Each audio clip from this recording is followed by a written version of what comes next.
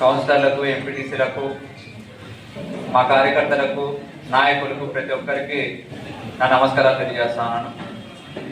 కార్యక్రమాన్ని ఉద్దేశించి ఎలాగో పెద్దలు మాట్లాడతారు కాబట్టి నేను కేవలం రెండే మాటలు చెప్పి ముగించాలనుకుంటున్నాను.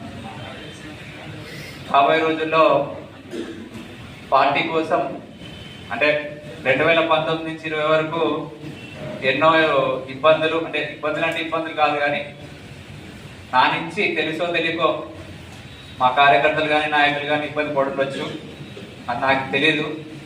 కానీ ఇప్పటి నుంచి అలా కాకుండా 2029 ఎలక్షన్లో నాన్నగారి గెలుపు కోసం, అదేవిధంగా రాష్ట్రంలో జగన్మోహన్ రెడ్డి గారి గెలుపు కోసం మా కార్యకర్తల్లో ఒకటిగా ఏదైతే ఉందో వాళ్ళతో కలిసి పనిచేస్తానని కూడా నేను ప్రతి ఒక్కరికి తెలియజేస్తాను.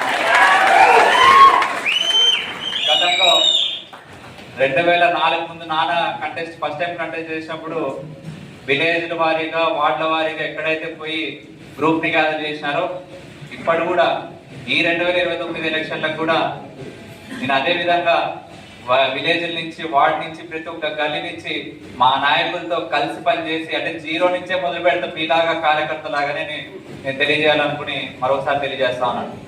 అదేవిధంగా 2029లో మన పార్టీ వచ్చిన తర్వాత జగనన్న 2.0 ఎట్లుంటుందో తెలియదు కానీ మాత్రం మా కార్యకర్తలు ఎక్కడైతే వాళ్ళ ఇబ్బంది పడినారో అక్కడే వాళ్ళని కాలం ఎగరేసుకునే విధంగా 2029లో